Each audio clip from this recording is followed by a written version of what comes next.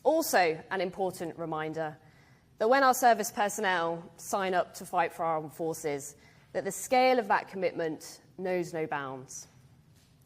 The least, therefore, that we can do as a country is to be there for them when they need us. This is at the heart of the special bond between our armed forces and our nation that stretches back those 80 years to D-Day and beyond. But today, that bond is increasingly fragile. During my own service, I saw firsthand how this Conservative government has begun to erode the offer to our military. Nowhere is this more obvious than in the deteriorating state of the accommodation for our armed forces, whether it's dodgy electrics, failed boilers, or mouldy walls. Too many of our military personnel have been let down. We also now have the smallest armed forces since the Napoleonic Wars, but their workload has not decreased. We're continually asking them to do more with less. We have failed equipment programme after equipment programme, costing us billions and leaving us with dangerous gaps in our military capability, whether that's in support ships for our carriers, armoured fighting vehicles, or transport planes. In the military, you're taught to get involved, to not stay on the sidelines. We say the standard you walk past is the standard you accept. Well, I'm not going to simply walk past while our national security is threatened. That's why I'm standing to be Labour's first female veteran MP. I've seen how much the party has changed since 2019. We are now a party back in the service of working people. Labour has national security at its core. Our commitment to NATO is unshakable. Only Labour recognises the duty we have as a nation to our armed forces. Only Labour has the leader we can fully trust with our national security. And only Labour will put this country first. Now, it's my pleasure to hand over to someone who is totally and utterly committed to our national security, our Shadow Defence Secretary, John Healey. Thank you, Louise.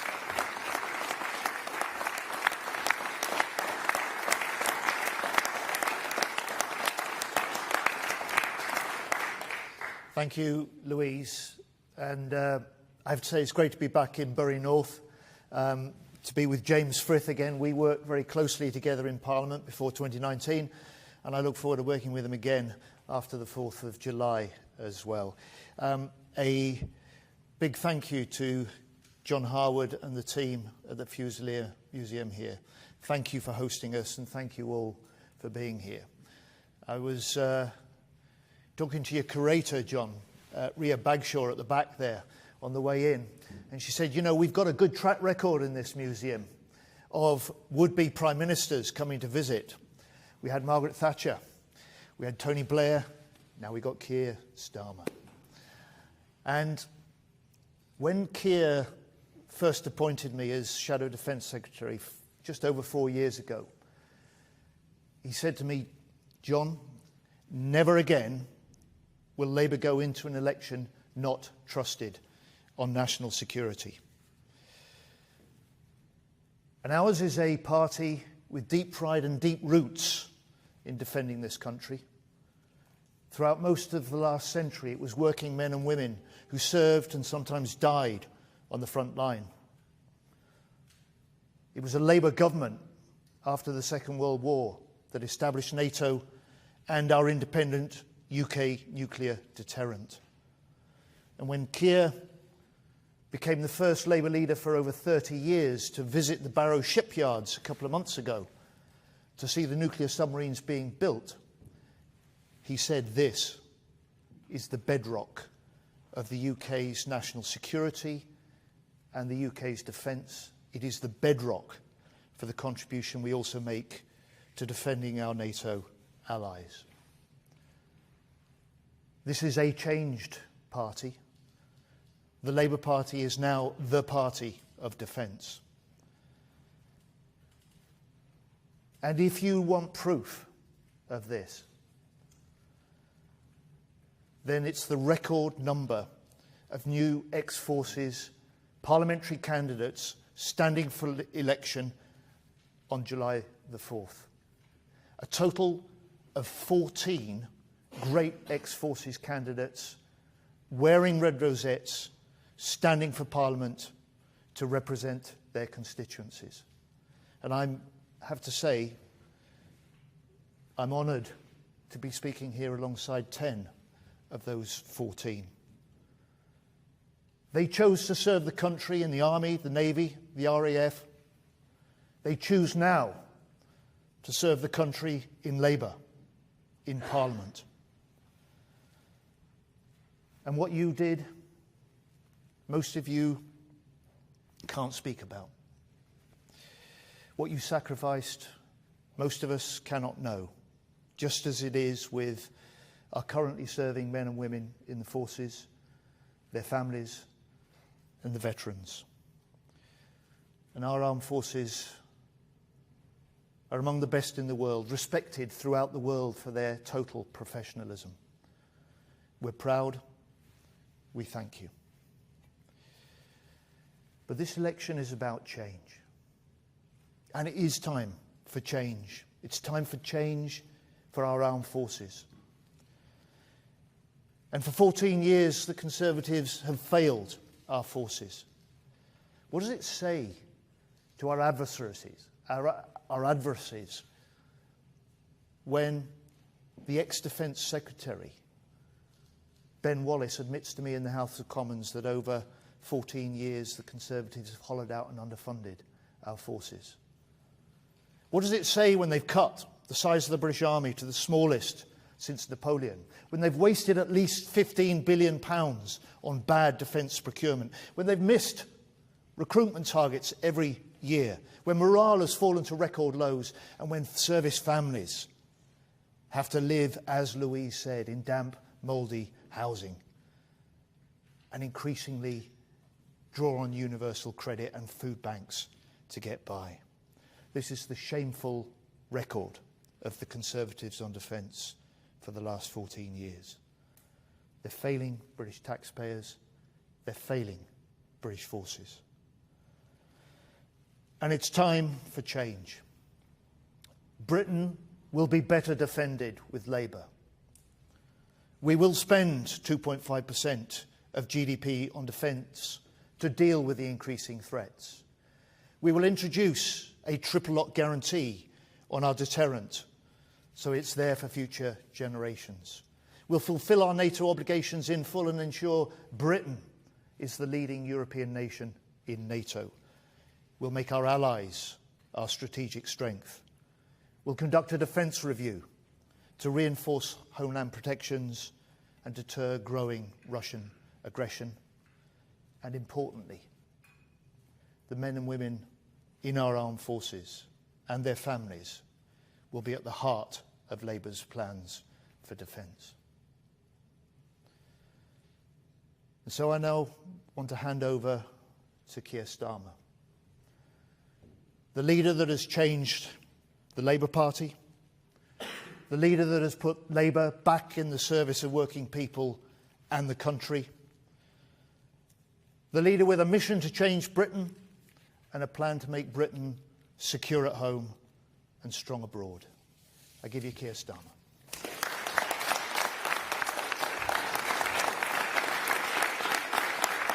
Thank you.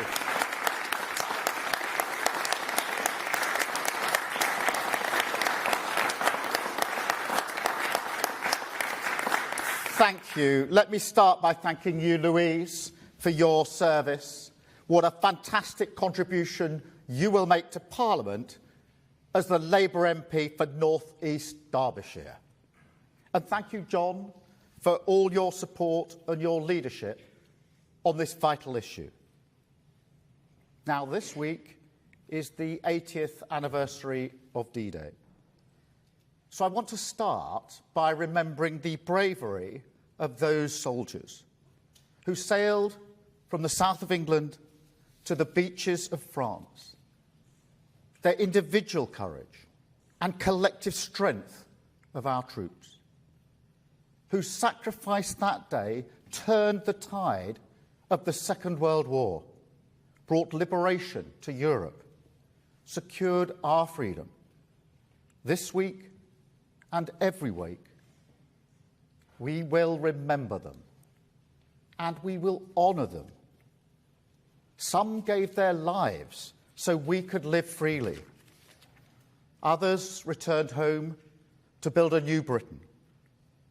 We salute those who remain with us today and keep the memory of their fallen comrades alive.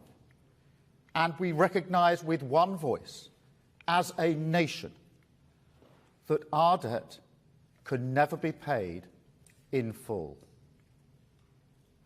But of course, we can honour their sacrifice with our decisions today. And we must, because sadly the world we live in today is perhaps more dangerous and volatile than at any time since then. And frankly, for my generation, that's a shock. I remember vividly the day the Berlin Wall came down in 1989. I remember how I felt, a sense of freedom, of possibility, of peace. European countries once again free to choose their own futures, new allegiances being made, friendships forged out of the scars of war. And above all, a sense, as the wall came down, that nothing like that could happen again, an end of an era.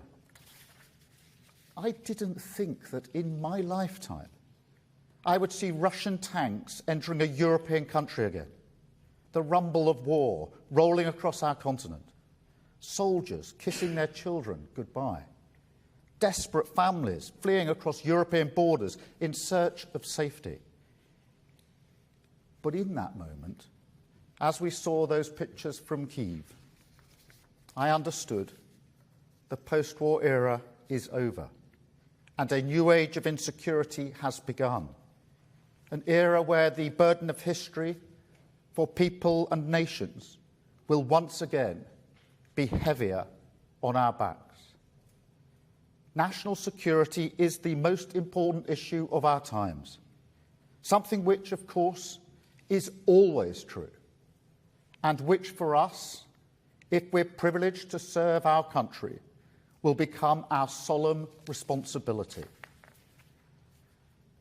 That's not something I say lightly. The security and defence of our nation is personal to my family. Like so many families, I have relatives who served in the Second World War. My mum's brother, my Uncle Roger, served in the Falklands on HMS Antelope. And I remember the terrible wait when his ship was bombed. My mum's fear as she sat by the radio every day listening for news. And then the relief, a long week later, when we found out that he'd survived. So I know the courage, the service, the sacrifice that allows us to sleep soundly at night from our forces and their families. I know it, I respect it, and I will serve it with every decision. It is part of my story, and the reason why I said from day one of my leadership that the Labour Party had to change. Change for a purpose, to respect your service, face the future in this dangerous world, and above all, to keep Britain safe. That is why, with my changed Labour Party, national security will always come first.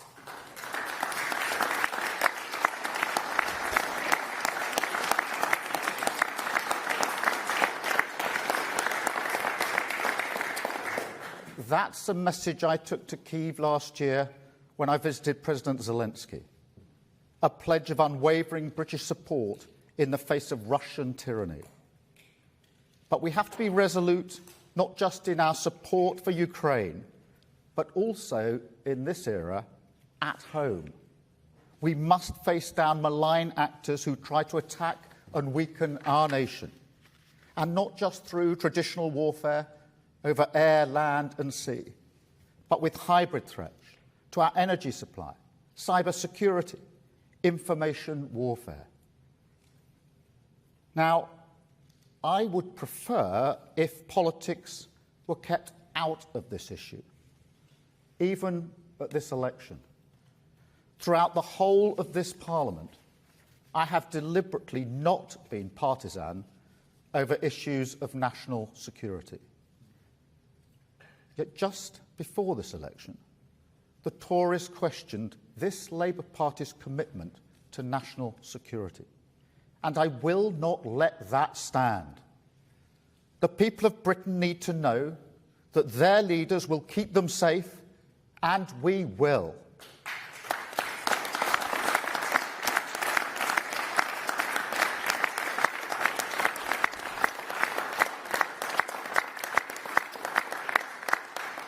Furthermore, the truth is that after 14 years of the Tories, we are less safe and less secure.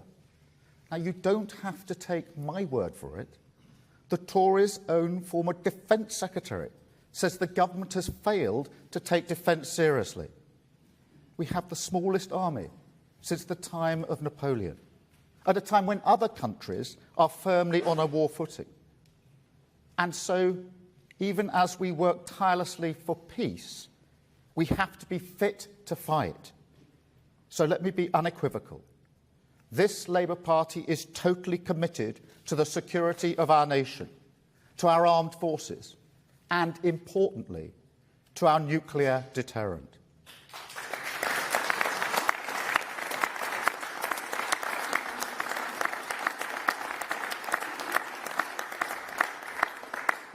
Just a few weeks ago, I visited BAE Systems in Barrow-in-Furness. I was the first Labour leader to visit in 30 years. I saw the nuclear submarines being made. I saw an industry that supports the local community. And I met workers who are proud to be doing their bit for our national security. They deserve our full support, and they will get it. The nuclear deterrent is the foundation of any plan to keep Britain safe. It is essential. That is why Labour has announced a new triple lock commitment to our nuclear deterrent. We'll maintain Britain's continuous at-sea deterrent 24 hours a day, 365 days a year, deliver all the needed upgrades, and we will build 4 new nuclear submarines, like the ones I saw in Barrow, that won't just keep us safe, but will also support good jobs and growth across the UK. One of my first visits after I became leader of the Labour Party was to Plymouth, the front line of defence in this country. Devonport alone employs 2,500 service people and civilians. It supports 400 local businesses and generates about 10% of Plymouth's income. And when I was there, I met the shipbuilding apprentices, talented, ambitious young people. And I looked them in the eye, and I promised that I would fight for the future of Plymouth's defence industry. And I will. Because it's only by harnessing and supporting the strength of proud communities like Plymouth, Barrow, Aldershot, and so many more that means we can safeguard our security and our growth for decades to come. I mean, look at Ukraine now. Industrial capacity is an absolutely critical part of security. So with Labour, Britain will be fit to fight. Within the first year of a Labour government, we will carry out a new strategic defence review. We are absolutely committed to spending 2.5% of GDP on defence as soon as possible, because we know our security isn't just vital for our safety today, it's absolutely central to our success for the future. National security and economic security must go hand in hand.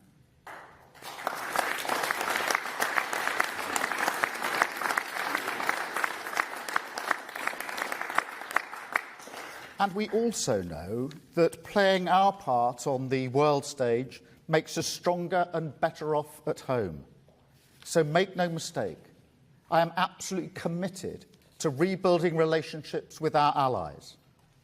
I went to the Munich Security Conference back in February. I met world leaders from the US, Europe, and the Middle East.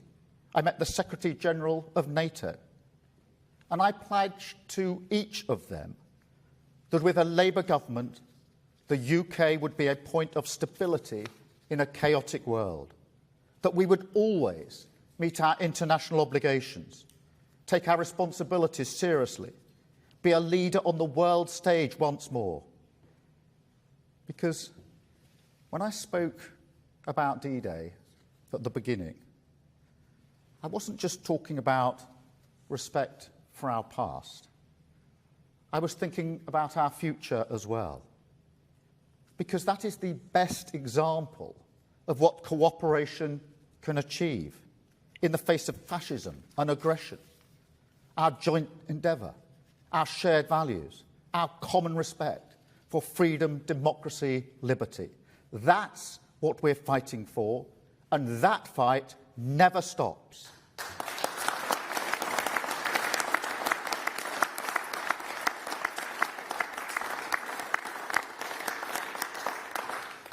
There's a narrative you sometimes see that our values are a point of weakness. That's what Putin thinks. But he's wrong. Ukraine has shown that. And we must be prepared to stand up as well. Those values are our cause and our strength. Let me be clear. This is not a party political issue. This is a national issue. It affects every single individual, every community. And Labour will always put our country first. We will serve working people across our nation, respect our armed forces as they continue to protect our country. But on July the 4th, there is a choice.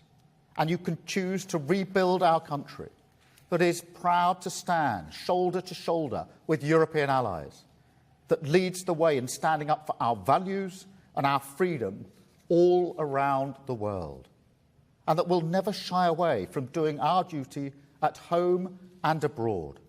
A stronger, safer, more secure Britain with Labour. That is the choice. It's time to stop the chaos, to turn the page and rebuild our country together. Thank you very much.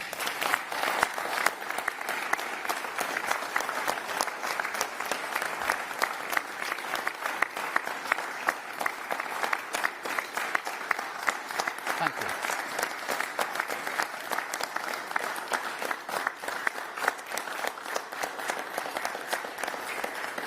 Thank you very much. We're going to take some questions from the media now, starting, Chris, with you. Chris Mason from the BBC. Thank you. Chris Mason, BBC News. Keir Starmer, you could be Prime Minister next month. If circumstances necessitated it, would you authorise the firing of nuclear weapons, yes or no? And has the Labour leopard really changed its spots on defence? The man who could be your Foreign Secretary, David Lammy, in a matter of weeks, the woman who could be Deputy Prime Minister, Angela Rayner, in a matter of weeks, both voted against the UK's nuclear weapons just 8 years ago, as did plenty of other current Labour frontbenchers. How unshakable are their views? Well, Chris, firstly, on the nuclear deterrence, it's fundamental. It's a vital part of our defence. And of course that means we have to be prepared to use it. Now, nobody who aspires to be Prime Minister would set out the circumstances in which it would be used. That would be irresponsible. But it is there as a vital part of our defence. So, of course, we would have to be prepared to use it. On the other point you put to me, look, this is a changed Labour Party. And the most important thing is that I voted in favour of the nuclear deterrent. And if we are privileged to come in to serve, I will serve as the Prime Minister of this country. And my commitment to the nuclear deterrent is absolute. Absolute. That is why I voted for it. That is why I've changed this party. And that's why it will be the #1 issue for an incoming Labour government. Thank you, Chris. Carl from ITV. Thank you, Sir Keir. I just want to press you on that point. Angela Rayner and David Lammy both voted against renewing the nuclear deterrent. David Lammy said he was doing so on the basis of his Christian faith. Have you spoken to them about this? Have their views changed? Do they now support the nuclear deterrent? I lead this party. I've changed this party. If we're privileged to come in to serve, I will be the Prime Minister of the United Kingdom. And I've made my commitment to this absolutely clear. And I've got my whole cabinet, shadow cabinet, behind me on this. We have changed the Labour Party.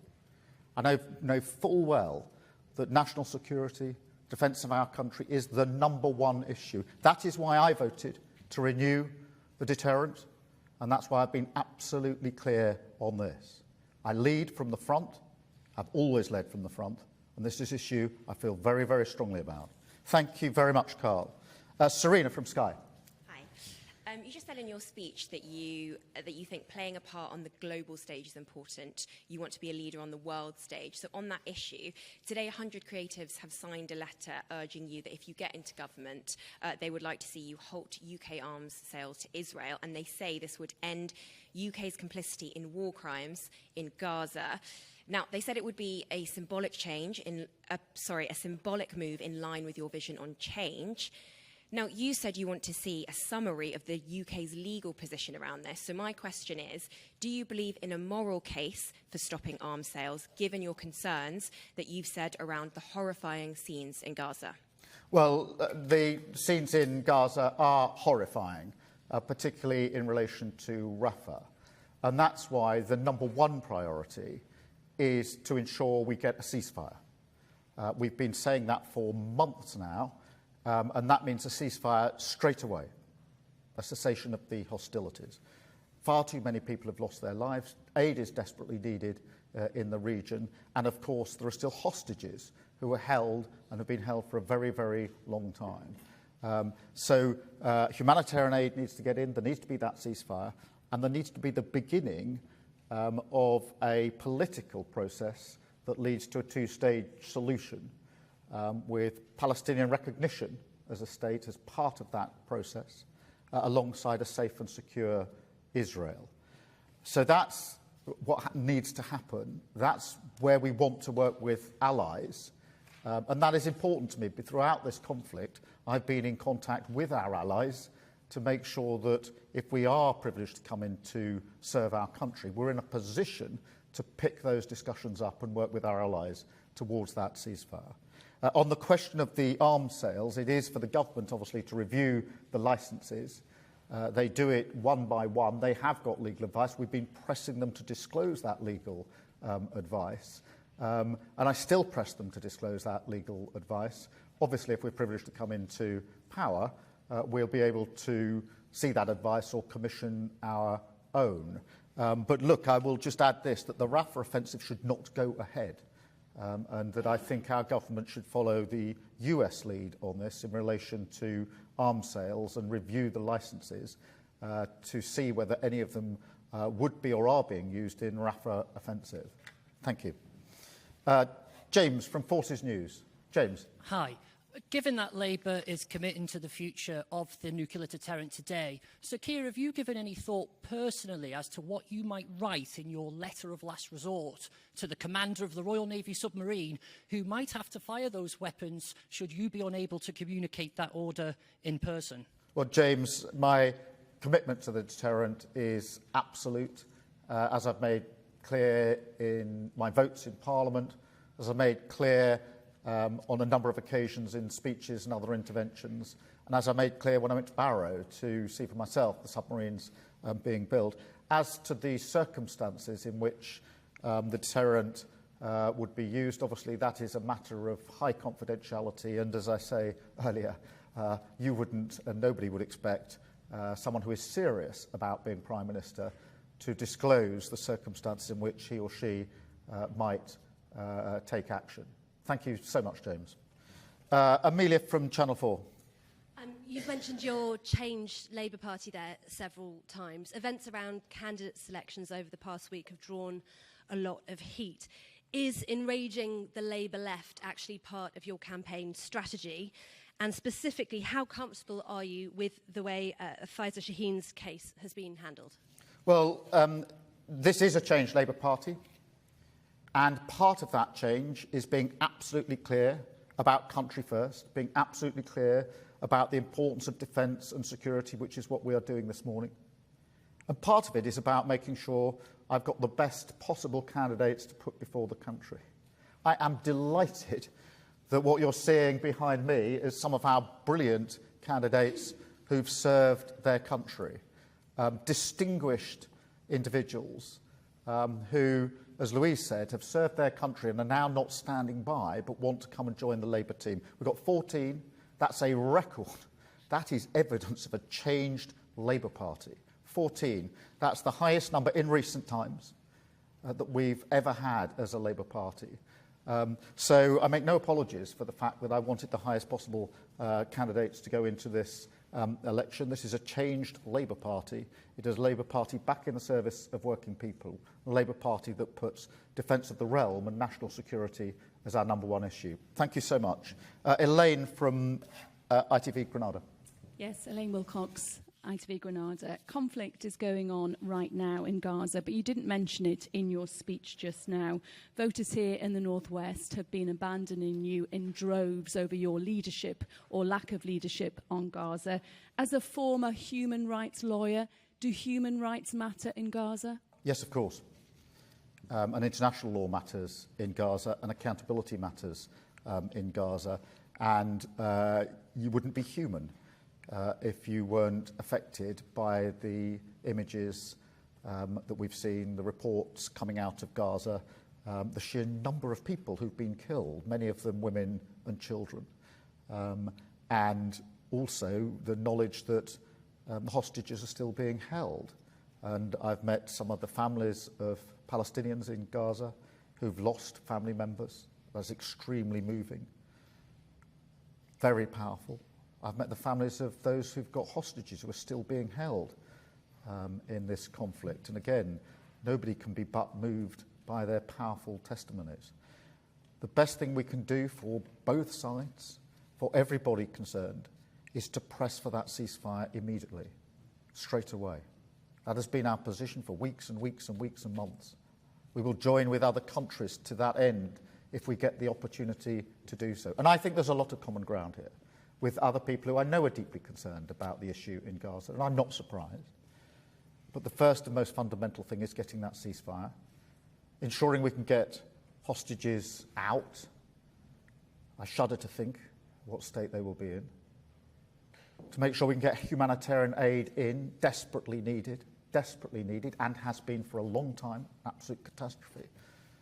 And then, you know, that duty that we will have if we come into power to play our full part in resolving the conflict in the Middle East for the long term. And that can only happen if we work with our allies, if we play our part on the world stage, and clear the path for a two-state solution. I'm not going to pretend that's going to be easy. I'm not going to pretend this isn't a very difficult starting point. But that has to be, will be, the only way forward. Thank you so much. Aletha from The Guardian. Alita. Hi, Keir. You've been on quite the political journey. To summarise, at university you set up a Marxist journal, you ran for leadership on a left-wing campaign, have since dropped most of those pledges, and last week you described yourself as a socialist. At what point in your life did you come to support the use of nuclear weapons, and why? And one more, if I may. Rishi Sunak earned a fortune working at the Children's Investment Hedge Fund, which engineered a deal at the heart of the financial crisis. The Guardian understands Labour is about to launch a number of major attacks on this. Why have you waited more than 18 months to scrutinise this? Firstly, on the question of national security, Alita, as you know, before I came into politics in 2015, I was the Director of Public Prosecutions. So I had to work with our security and intelligence services on national security issues. I had to deal with operations where we were taking down terrorist gangs that wanted to destroy the very fabric of our society. One of our operations involved a plot to blow up 7 aeroplanes in the middle of the Atlantic at the same time. Can you imagine the devastation that would have been caused, not just to this country, but across the world? We had to take real-time decisions in those cases that I was part of trying to do my part in relation to defence of this country and everybody that lived here. So I don't need lectures from anyone on national security or the importance of protecting lives in this country. And since I've been in Parliament, I've been absolutely resolute on this issue. On the question of the hedge funds, we have raised this before. I think it is relevant in this election for the electorate, for the voters to know what did the two candidates for Prime Minister do before they came into politics. I was working for the Crown Prosecution Service in the way I've just described, trying to protect those who live in the United Kingdom from crime. Rishi Sunak was making money, betting against the country in the financial crisis. I think that's for him to answer as to what he was doing before he came into politics. Thank you so much. Chloe from the Eye. Thank you. Can you confirm that the percentage of defence spending will begin to increase in the first year of a Labour government, even if you can't specify exactly when you will hit the target? And just quickly, what's your message to would-be Labour voters who want to see more of an emphasis on peace? Just on the 2.5, we want to do that as soon as possible. The first thing we need to do, and we're committed to it, I was the first to say it, and the last time, of course, we were on 2.5% of GDP on defence was under the last Labour government back in 2010. In the intervening 14 years, this government has never hit the target of 2.5%. So that was the last time. We want to hit that target as soon as possible within our fiscal rules. But the first thing we need to do is the strategic review of defence to assess the threats that we face, to deal with the capabilities and to ensure that we have the resource that we need. Now, that will take place straight away. It's important because although John and I have had a number of briefings from the government on Privy Council terms, for which I'm grateful, in relation to the intelligence that they hold, we don't know the full picture. So we want to carry out that review straight away and assess exactly what resource is needed. But the 2.5 commitment is absolute as soon as possible. On the question of peace, look, absolutely committed to peace. I don't think there'll be anybody in any political party, actually, Labour or the Tories, who wouldn't be committed to peace, or anybody who serves their country that isn't committed to peace. But for peace, you have to be prepared to fight. And that is why I've said what I've said this morning. Thank you so much, Chloe. Ashley from the Mirror. Hi, Keir. In 2020, you vowed to introduce a new law to giving MPs a vote before any military action. Do you still stand by that pledge? I think you called it the Prevention of Military Intervention Act. Yes, I think it's very important that if there's to be military action, that there is the support of Parliament for it. Now, it has to be sustained military action, of course. We've had the Houthi attacks and the response to that as a one-off response where we haven't had votes. But where it's sustained, I do think, and this is actually something David Cameron effectively introduced, its practice and convention, if you like, because he could see, and I can see, the importance of ensuring that the whole House is behind any action that is deployed. And I think for our armed forces, it is important as well, if it's sustained action, for them to know that Parliament is fully behind the action that they are being asked to take when they put their lives on the line. Thank you very much, Ashley. Max from The Times. Max Kennett from The Times. Last year, you said you would repeal the Northern Ireland Legacy Bill, which gives an amnesty for crimes committed during the Troubles. That bill was supported by many of the veterans groups you stand alongside. Are you still committed to repealing it? And if so, are you worried about dragging elderly veterans into the courtrooms again? Well, I am committed to repealing it, and I'll tell you for why. I worked in Northern Ireland for 5 years, working as part of the Good Friday Agreement to establish the police service of Northern Ireland and to ensure that that police service had the confidence of all communities. And that was a very successful piece of work, never complete in Northern Ireland, but a hugely important part of our history, which is very important to me in terms of my journey. In relation to that legislation, for a government in Westminster to pass legislation which has the support of no political party in Northern Ireland and no community in Northern Ireland is, in my view, a mistake, particularly based on my experience in Northern Ireland. And I would actually dispute that across the armed services that they're all against the they're all against repealing or the legislation, because it provides an amnesty for all sides, including the terrorists. And I know that many people feel extremely uncomfortable about that. I don't doubt the issue has to be resolved, but resolving it without the consent and the support of the communities and political parties in Northern Ireland, in my experience, having worked in Northern Ireland for 5 years, is not the right way to resolve this admittedly difficult issue. Thank you so much, Max. Jim from the FT.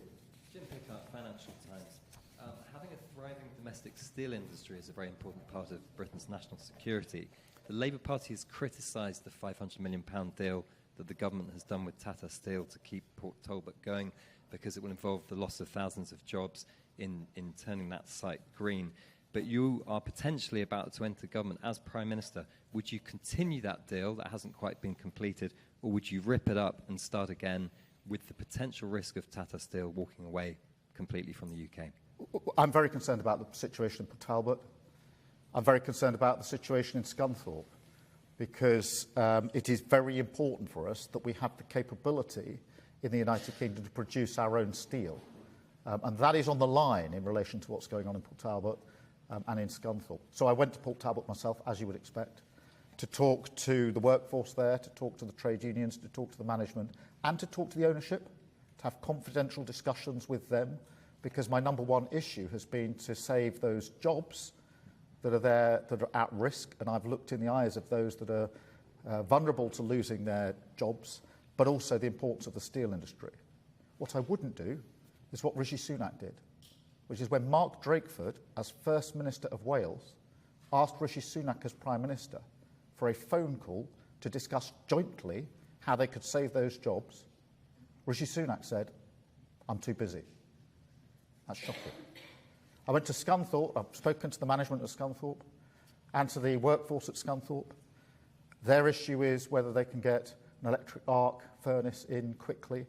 I've understood the issues and the problems. I'm absolutely committed that we can overcome those hurdles with them. So in relation to Port Talbot and to Scunthorpe, I'm absolutely vested in not just saving those jobs, important though that is, but also to the future of steel making in this country. Because my fear is if we lose it, we'll never get it back, and that will be a backward step. Thank you, Jim. Amy from The Telegraph. Thank you. Amy Gibbons from The Telegraph. Firstly, can I ask, what do you think is the number one threat to Britain's national security? And secondly, on a different issue, do you regret that another private school is closing as a result of your plans to add VAT to fees? Will you take responsibility for that? Well, the number one threat to national security is not taking it seriously enough. It's not appreciating that it has to be the number one priority. The threats are obviously threats, in relation to Russia, China, the Middle East, etc., etc. The conflict, I do think most people feel we're in a more volatile world now than we've been for some time. The nature of the threats has changed. As I say, it's not just the traditional way in which threats are carried out. It's cyber, it's information, a part of the attack on us. But understanding national security is the number one issue. In relation to, sorry, the second part of your question, on private schools. Look, I've seen a number of reports of private schools closing, and you look at the details, it's got nothing to do with Labour Party policy at all. In fact, I think hundreds of private schools have closed over the last 14 years. And it's about time that was put into the mix when these stories are reported. Thank you very much. And I'll go to Noah from The Sun. Thank you, Keir. John said earlier that men and women in the armed forces will be at the heart of Labour's plans for defence. So could you please clarify today whether you will keep a veterans minister in your cabinet?